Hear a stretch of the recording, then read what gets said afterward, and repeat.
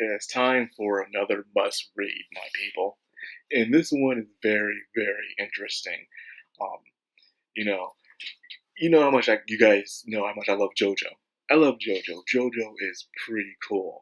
The stands, the unique ideas, the situations, the way they have to outsmart their opponents in order to beat the stand. It's always good. And then the abilities, man. The abilities of the stand is always fascinating me. But what if someone else took that genre, took that kind of concept, and made it their own? And not completely like that, but in a way kind of similar, but their own little twist on it. That's how I saw it. So this is when I followed this webtoon from Neon Tan, and it's called F. F is a story about a bunch of kids who have imaginary friends, where they call them companions or other names as well. And sometimes they just hang out, and other times they do battle. So this story centers around a kid named Hiroshi, a kid in grade school who has an imaginary friend who's big and blue. And one day he meets another group of friends who also has imaginary friends, but they like to battle with those imaginary friends instead. And in reality, which is very cool, is something that JoJo never really pull up, is how how humans can't see stands. Well, normal people can't see imaginary friends. So because of that, sometimes when they're battling or they could be talking to their imaginary friend, people will actually look at them and say, hey, what are they doing? Why are they talking to themselves? Why are they just standing there like that? Why are they running away from someone that they're running away from? They do that in this story, which is very fascinating. Something I wish JoJo would have done. So we can see the concept of people really looking at a stand and not knowing what's going on, but they're seeing weird stuff happening. I believe they probably did, but not in this way where people really judged the main characters and their actions of being very, very bizarre. Well, anyways, um, that's just the base surface of the story. The true things going on is that children are disappearing in the city, all over the city, and no one knows why. However, there's a mysterious character with a serious Doc Ock syndrome going around that's doing this. And it's up to Hiroshi and his friends to find a way to stop this person and finding out what's really happening around the city as strange earthquakes are happening and kids who are being found have no memories of who they are and they seem like empty husks, shells, completely. Now, this is a short series that has under 100 chapters and it's very good for what it is. And it's a very growing up, a coming of age kind of story, mainly focusing on Hiroshi and how he sees himself in the world. He's that kid where he shuts himself off from everybody. He has his reasons, but I don't want to spoil them because I want you to read them for yourself. But he doesn't want to really talk to anyone. He don't have any friends. He just want to go to school, go home, and eat his dinner and tend to take care of his mom.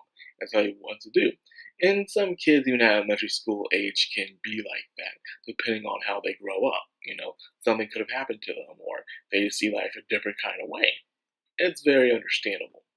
And then, of course, you see there's depictions of other characters as well. How one, his new best friend, wants to be a hero of justice, wants to be strong and upcoming, but sometimes he seems like he's falling short of it. He even has his imaginary friend, like a cool action superhero, but it's not. Then we'd have a girl on the story where she's said to be one of the strongest imaginary friends out there, but she's not allowed to talk about it. She's not allowed to really show that she has her imaginary friend. And her parents are very strict with her hanging around certain people because she's very upbringing, I would say. She's rich, okay? She's freaking rich. That's what it is. So she has an imaginary friend probably to help her escape from all the pressure she deals with her society at a young age. Her parents having high expectations of her keeping up with the quo, not really to express herself of how she truly feels. So, and I bet her parents are very successful, they're barely home, so she must feel lonely. So, that could be that as well. And there could be other times as well where other people in the story have their reasons of having imaginary friends. A lot of people have imaginary friends for certain reasons, mainly deal with childhood trauma, loneliness, or they just don't get along with other people. The list goes on and on. But either way, in this world, imaginary friends are real. Unlike fosters where everyone can see them and they have to give them homes, these things don't eat or sleep.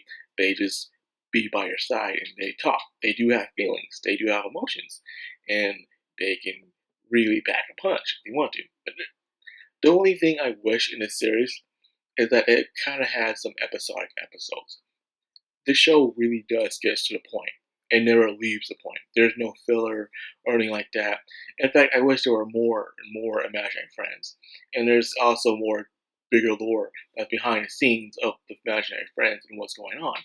But I'm not spoiling that. The only thing I'm going to say is that I wish we had those episodic episodes like they did in JoJo in a way, where you have more kids having kind of different imaginary friends and using their abilities. How about someone use their abilities for like a disadvantage of getting away with stuff, stealing stuff, or running some type of operation and stuff? It would have been very interesting, but this was their vision and this is how they wanted to see it. And I can't blame them for it. I'm just happy I was able to read it because it was very intriguing to read. As I couldn't pick it down, I was just reading it because how interesting the art style. It was nice. It's something I feel like I would have read myself when I was in middle school or in elementary as well, because it was cool. And sometimes it goes there. It goes there into some very deep, dark territories.